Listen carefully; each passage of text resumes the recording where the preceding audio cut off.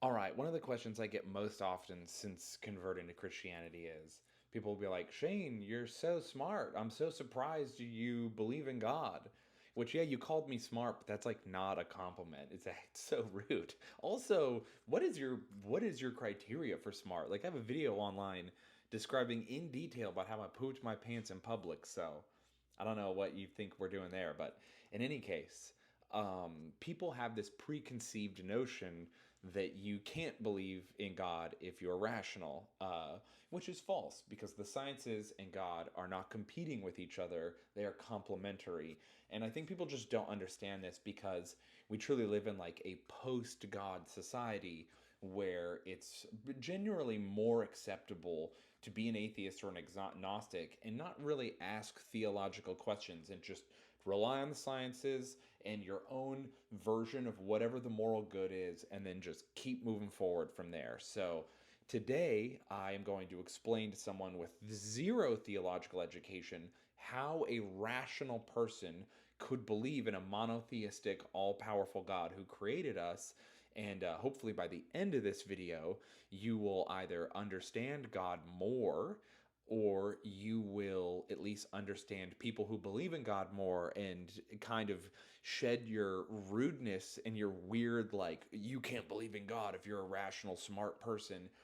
And or the third thing where you're an atheist watching this and you're like, okay, well, maybe I'll start asking questions and reading books, and then that will inevitably lead you to God, because I truly believe if you do the research, you will come to the conclusion, the logical conclusion, which is that God exists. So let's do it. Let's talk about the monotheistic God that billions of people on this planet believe in. So, what is God?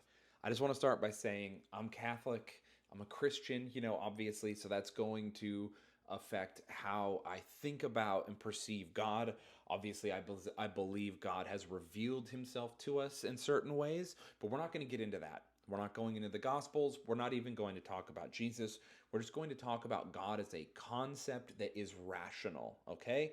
So, lots of people throughout history have pondered this question, including many people from ancient history. A lot of people think pagans were all pagan and that they just believed that, like, Zeus was raining lightning bolts down, turning into snakes, fornicating, whatever. That's not true.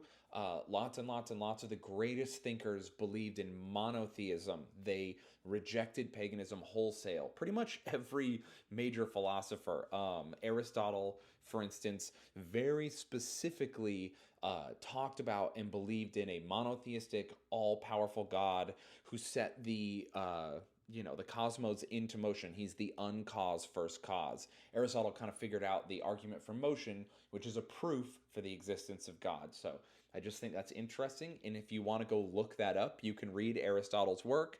Aristotle, his thinking and ideas about God affected even one of the most famous theological thinkers of all time, St. Thomas Aquinas. So check that out if you want to just see that, yeah, people have been thinking about the monotheistic, all powerful God who created the universe as a rational thought since ancient times. Okay, so the Catholic Church defines God as one true and living God who is the creator of the universe and has the following attributes. God is eternal. He existed before creation and is present in his creation. He is all powerful. God is almighty and has infinite will and understanding. God is all knowing. God is incomprehensible and has infinite intellect. God is omnipresent. God is present in his creation. He's self existent. God exists necessarily and is the cause of his own existence. The first cause. God is the foundational source of all reality, including matter, distinct from the world. God is a personal being who is separate from the created universe. Okay, that was a mouthful and that was a lot to absorb. Let's break it down a little. Firstly, I would like to start when people are like, well, if God exists, who created God? God is the source of all contingent reality, and thus himself not a contingent reality. He must by nature be self existent, meaning he has the attribute of aity. I think I'm pronouncing that right, you guys. In short, God exists necessarily, okay? Unlike the universe and everything in it, which God makes, nothing is required for God to exist. Okay? Uh, he simply is. So, like, when Moses encountered God in the burning bush, and he's like, yo, dude, what? Who even are you? Like, what is this? God said to Moses, I am who I am. And then he said, thus you shall say to the Israelites, I am has sent me to you, which is wild to just show up and they're like, you talk to someone and you're like, yeah, I talk to God. And they're like, what's that? And you're like, he's all of existence. He's pure actuality. And everyone's like, I got to think about this for a while. Like, it's a lot. It's a lot to absorb. But God exists necessarily. He exists outside of time and space. And that will become very important. Let's break it down further. So, why does this matter if you're a rational person who wants to believe in God?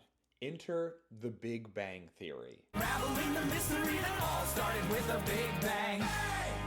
Okay, jokes aside, moving on. The Big Bang Theory. Not just a show about a group of autistic men who love video games, which, by the way, is just all male friend groups, but whatever.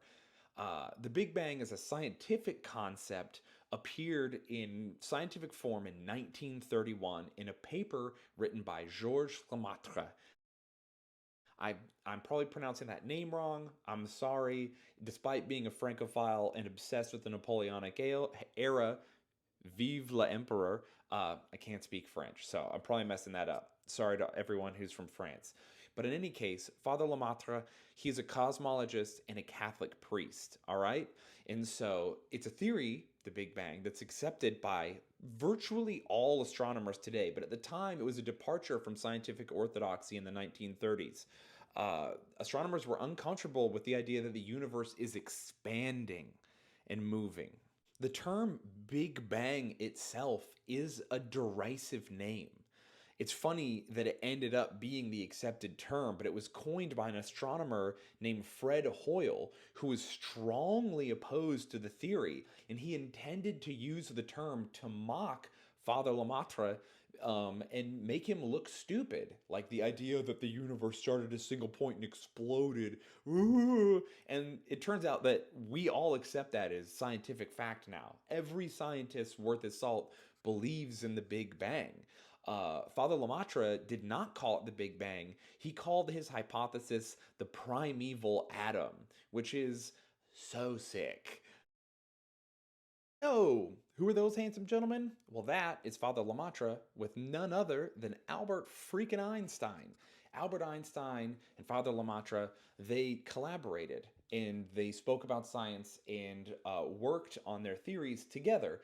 Because here's the deal, Einstein's theory of general relativity, which means you can't have space without time, and you can't have time without space and matter, that insinuates that the universe came existence all at once, okay?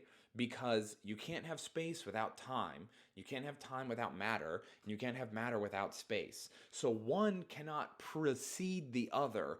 All three have to come into existence at one single moment at the same time. Now we have Einstein and Father Lemaitre saying, according to them both, and their theories complementing each other, that existence comes into being all at once and explodes out of a single point. Now we get to Edwin Hubble of Hubble telescope fame. He discovered by observing galaxies that the universe is expanding. Okay? And because it's expanding, you can logically think that if you run the universe backwards, it will stop expanding and it will all collapse back into a single point and mathematically and logically become nothing. So, Robert Jastrow, who preceded Edwin Hubble in sitting in the Hubble telescope, so Hubble dies, Robert Jastrow sits in his chair. He is a renowned astronomer. He wrote a book called God and the Astronomers. And he said the existence of what could be considered supernatural forces is scientific fact. So, shortly before his death, Father Lemaitre got to have the Big Bang Theory kind of vindicated when he learned that Arno Penzias, I'm pronouncing that wrong for sure, and Robert Wilson both won Nobel Prizes when they discovered the cosmic microwave background radiation in the universe. This is first and still the most important observational evidence in support of the Big Bang. So, this is all interesting, right? We're thinking about all this logically. The Big Bang has observable scientific proof that this theory is the best understanding we have of the universe. And if you run it to its conclusion, this means time, space, and matter all came to existence at once from nothing and exploded out of a single point. And there's a lot of scientific evidence for this. So we all agree that this is the consensus, and that's pretty crazy. So, how do atheists contend with this? Like Christopher Hitchens, for example, who is an atheist that I truly pray for, and I think he, despite a lot of his flaws, was a very interesting thinker and a funny person, and maybe he cared about humanity in his own way and was trying to make the world a better place. I think he failed generally in his mission. But what did he say? What did a famous atheist say when confronted with this evidence? Well, he said it was speculation, that no one can get behind the Big Bang event. It's a speculation. That's silly. And we know it's silly. When you hear it, you go, what? What are you talking about? Come on. Dr. Jastrow, who was sitting in Edwin Hubble's chair and became a theist from that experience, he said it's common for atheists who have their own religion, the religion of science, to call things like the Big Bang speculation. Jastrow wrote, "There's a kind of religion in science. Every effect must have its cause. There is no first cause. The religious faith of the scientist is violated by the discovery that the world had a beginning under conditions in which the known laws of physics are not valid, and as a product of forces or circumstances we cannot discover. When that happens, the scientist has lost control. If he really examined the implications, he would be traumatized. As usual, when faced with trauma, the mind reacts by ignoring the implications in science. This is known as refusing to speculate. Okay? So, anyone who's hearing this stuff and it's like, well, science probably will figure it out, that's science of the gaps. But also, you're refusing to speculate. You're having a lot of faith here. Think about it logically, run it backwards. So we've established that there can be rational reasons for believing in an omnipotent, omnipresent, omniscient creator of all things. So now that we know that that's rational, and hopefully you agree that it can be rational and kind of shed that bias or prejudice you may have, let's talk about what God is and how they work so we can kind of visualize it in its absolute basics and really nail the concept down for ourselves. Okay, so God is existing outside of space and time on his own power. He exists necessarily.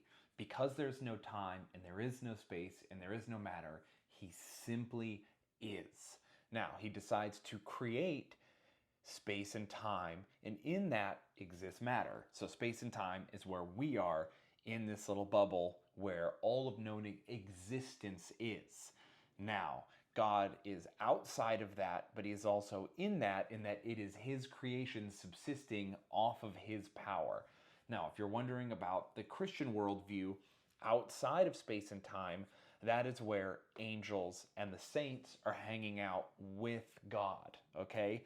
And then down here, separated from God, but outside of space and time, are the D's, the damned, and the demons. So we've established that God is omnipotent, all-powerful, that he's omnipresent, that all of creation he is present in because he is creation itself, okay? And then he is omniscient. He knows all things. Now, people might hear that, and then a lot of people go, well, if he knows everything that's going to happen, how do I have free will? How does that work if he knows what I'm going to do? He just created me and he knows that I'm going to make bad decisions and stuff. I will explain that, I hope, in a way that will make sense to you. I'm just going to try and briefly touch on free will and how time and space works in relation to God, and then we're going to call it. Okay, so let's talk about free will. Firstly, angels and demons, they have free will, but angels and demons exist outside of space and time. So they are created and instantaneously they know everything they need to know and they make their free will decision regarding God in a very instant. The second they're born, they are like how deer are born and then immediately get up and start walking. They make their decision now. By one movement, they come to or leave from God. Humans are not like that. Humans are humans. Humans aren't born walking. Humans come to God through many decisions, okay? So the angels and the demons, they're created outside of space and time. The second they're created, they make their decision as they are made, and that is how it plays out. They come to God or leave him through one movement. People through many movements. I hope the born walking explanation helps. So, what does that mean for humans and free will? God knows everything we're going to do, even though we come to him or leave him for many movements. What does that mean for free will? How does that even work? So here's how it works. God is outside of space and time where we are. So you are conceived, you are immediately ensouled, given a soul, and time begins to pass. You're born, you have experiences, you have your first kiss, you join the army, you get your driver's license. I don't know how many other people did that in that wildly backwards order, but it doesn't matter, okay? You're moving through time and you're experiencing time in a linear fashion. Time is moving forward, right? And then you get to the end of your life and you die. Death. Boom. So what happens? You leave space and time, your soul, the eternal part of you that exists in your body separate and you exit space and time because your soul and your body are one so that you can exist in space and time. Your body dies, your soul exits space and time, and you either go over here or you go down here, okay? Based on your decisions. So, by many movements you made. Now, if God knew everything I was going to do, how did I have free will? Well, God created you and you did have free will and you exercise it at many points during your life. Now, there's a Christian worldview about God supplying us with the necessary grace and we can accept or reject that, and there's all sorts of things. We're not going to go into that. What we are going to go into, though, is just the idea that you experience time linearly. So you think, well, God knows what I'm going to do, and then what? So I have free will or not? You do. God knows what you're going to do because he is outside of time. So if you're outside of time, you do not watch it play out linearly, okay? God doesn't see time as a line. God sees time as a whole. He doesn't watch it in every little tick and movement. He looks at it as a complete piece. And he sees all the things you'll do, all the things you could do, all the things you may become, every consequence from every possible decision, treeing out into an infinite range of possibilities. He sees everything all at once. And not only is he seeing you as a complete piece happening all at one time, he is seeing every person who has ever existed, all of nature and time and the natural forces in one moment, in one instantaneous moment. He's seeing everything as it is, could be, or will be. So, that is a lot. But God is, again, omnipotent and omnipresent, which makes him omniscient.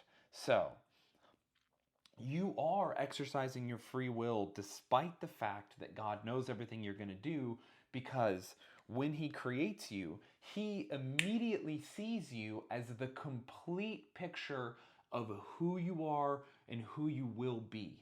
Okay? But that doesn't mean you didn't exercise your free will. It just means he's not seeing time linearly. He's looking at you, the true you in your completeness, here as a whole.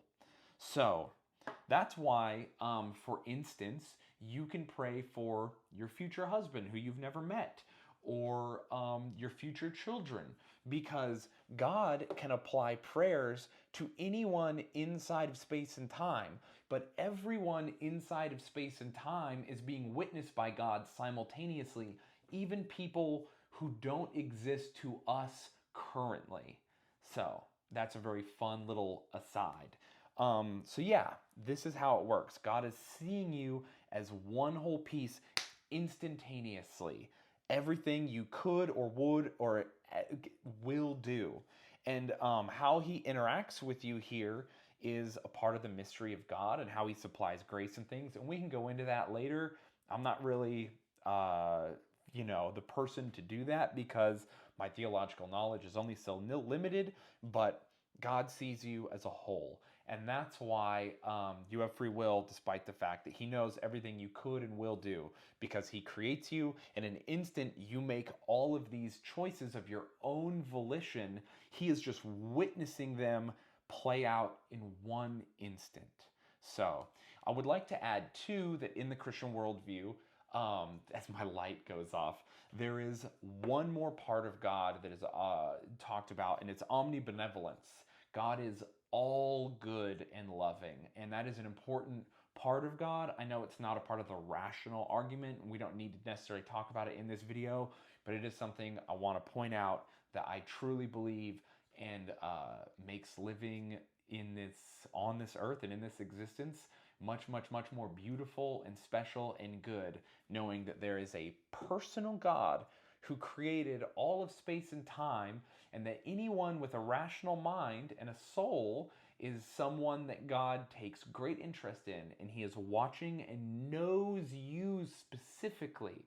And the idea that, well, God just sees everyone, how could he? Well, he is all powerful and not in space and time.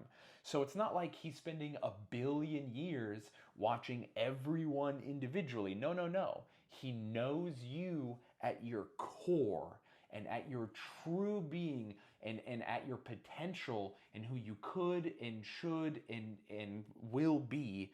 And he loves you.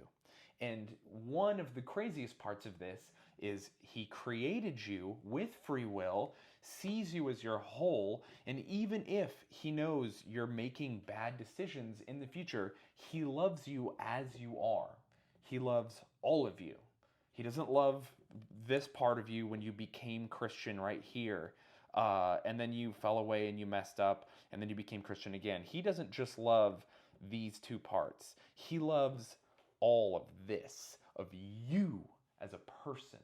And I think that's really special and beautiful. So anyway, I hope this answered some of your maybe more random questions about God. And I just find that even at the most simplest level, to just imagine it, God, space and time, things outside of it, and how time works and how he sees me, that helps us to understand why people would believe in God, or just to imagine how God works kind of grows our relationship with him. God gifted us a rational mind that we may know him, and we should use it. So I hope that this incredibly baby's first explanation helped you. If I messed something up, I'm sure you'll let me know. I'm pretty sure I didn't do any heresies today, and I hope I didn't.